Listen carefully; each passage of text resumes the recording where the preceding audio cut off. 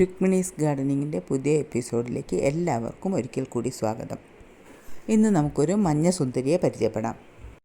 ഇല കാണാത്ത വിധത്തിൽ പൂക്കളുണ്ടാകുന്ന ഈ സുന്ദരിയുടെ പേരാണ് കാറ്റ്സ് ക്ലോ. പൂച്ചയുടെ നഖം പോലുള്ള ഒരു ഭാഗം ഈ ചെടികളിൽ ഉള്ളതുകൊണ്ടാണ് കാറ്റ്സ് ക്ലോ എന്ന പേരിൽ ഈ ചെടികൾ അറിയപ്പെടുന്നത്. ബിഗോണിയേസി കുടുംബത്തിൽപ്പെട്ട ഇവയുടെ ശാസ്ത്രീയ നാമം ഡോളിചന്ദ്ര അങ്കുയിസ് കാറ്റി എന്നാണ്. വളരെ വേഗത്തിൽ വളരുന്ന ഒരു വള്ളിച്ചെടിയാണ് കാറ്റ്സ് ക്ലോ. ഇലകൾക്കൊപ്പം തന്നെ പൂക്കളും ഉണ്ടാകും. പ്രത്യേകം പന്തലോ മതിലോ ഒന്നുമില്ലെങ്കിൽ പോലും ഇവ നിലത്തുകൂടിയും പടർന്ന് പൂക്കളുണ്ടാവും. അതുപോലെ ഏത് കാലാവസ്ഥയിലും വളരുന്നതിനാൽ ഈ ചെടികൾ ലോകത്ത് എല്ലായിടത്തുമുണ്ട്. ഉപ്പുരസമുള്ള മണ്ണിലുണ്ടാവില്ല. ബാക്കി ഏത് മണ്ണിലും ഈ ചെടികൾ നന്നായിട്ട് വളരും.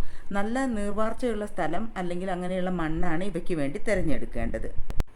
നല്ല സൂര്യപ്രകാശം ലഭിക്കുന്ന സ്ഥലങ്ങളിൽ വളരെ വേഗം വളർന്ന് പന്തലിക്കുന്ന ഈ ചെടിക്ക് എന്തൊക്കെയോ ഔഷധ ഗുണങ്ങളുള്ളതായിട്ട് കേട്ടിട്ടുണ്ട്.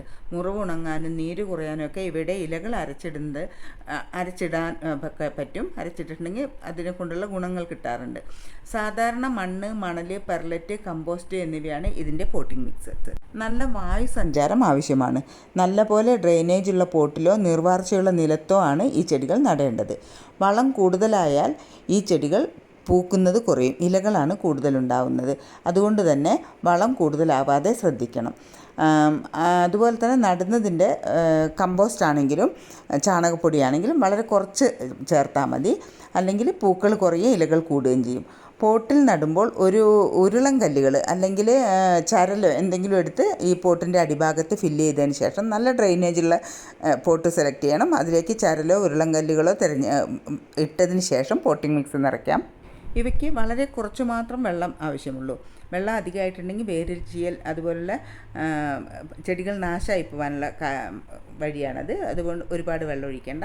അതുപോലെ തന്നെ നല്ല മഞ്ഞ നിറത്തിൽ വലിയ പൂക്കളാട്ടോ. ഈ വീഡിയോയിൽ കാണുമ്പോൾ തന്നെ നമുക്ക് മനസ്സിലാവുമല്ലോ. ഇലകൾ കാണാതെ നമ്മൾ വെറുതെ പറയുന്നതല്ല. ഇലകളെ കാണാത്ത അത്രയും വിധത്തിൽ പൂക്കളുണ്ടാവും. വളം കൂടുതലുള്ളിടത്താണ് ഇലകൾ അതിൽ കൂടുതലായിട്ട് വരുന്നത്. അല്ലെങ്കിൽ പൂക്കൾ തന്നെയാണ് കൂടുതലുണ്ടാവുക. അത് വലിയ പരിചരണമൊന്നും വേണ്ട. ഒരിക്കൽ നട്ട് ഈ ചെടികൾ പിടിച്ച് കിട്ടിക്കഴിഞ്ഞാൽ പിന്നെ ഇത് എല്ലാ കാലത്തും ഈ ചെടികളിൽ പൂക്കളായിട്ട് അങ്ങനെ ഉണ്ടാവും. അതുപോലെ തന്നെ ഇതിൻ്റെ കമ്പുകളിൽ നിന്നാണ് പുതിയ ചെടികൾ ഉണ്ടാക്കുന്നത്. നമുക്ക് ഇതിൻ്റെ നല്ല ആരോഗ്യമുള്ള നല്ല ചെടികൾ സെയിലിനായിട്ട് റെഡി ആയിട്ടുണ്ട് കേട്ടോ. ഇതിൻ്റെ 2 ചെടികൾക്ക് 140 രൂപയാണ് റേറ്റ് വരുന്നത്.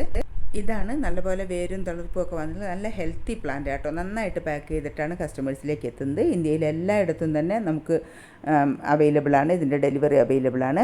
അപ്പോൾ ഈ ചെടികൾ ആവശ്യമുണ്ടെങ്കിൽ ഞാൻ ഈ വീഡിയോയിൽ കൊടുക്കുന്ന നമ്പറിൽ കോൺടാക്റ്റ് ചെയ്തോളൂ. അതുപോലെ വേറെയും ക്രീപ്പർ പ്ലാന്റ്സ് ഉണ്ട്. ഞാൻ ഒന്നോ രണ്ടോ ഒക്കെ ആയിട്ടാണ് ഓരോ എപ്പിസോഡിലും ചെടികളെ പരിചയപ്പെടുത്തുന്നത്. അടുത്ത പ്രാവശ്യം ഞാൻ ഫ്രസർ ഐലൻഡോ അല്ലെങ്കിൽ ഗോൾഡൻ ഗസ്കേഡോ പരിചയപ്പെടുത്താം എന്ന് വിചാരിക്കുന്നു. ഇതൊരു ചെറിയ വീഡിയോ ആണ്. അടുത്ത വീഡിയോയുമായിട്ട് ഞാൻ ഉടനെ തന്നെ വരാം. അപ്പോൾ എല്ലാവരും സപ്പോർട്ട് ചെയ്യണം. അതുപോലെ തന്നെ ഈ വീഡിയോ ഇഷ്ടമായിട്ടുണ്ടെങ്കിൽ ഷെയർ ചെയ്യാനും അതുപോലെ തന്നെ എന്തെങ്കിലും കമൻസ് ഇട്ട് തരാനും ശ്രദ്ധിക്കണം. അപ്പോൾ ശരി, അടുത്ത വീഡിയോ ആയിട്ട് പെട്ടെന്ന് തന്നെ വരാം കേട്ടോ.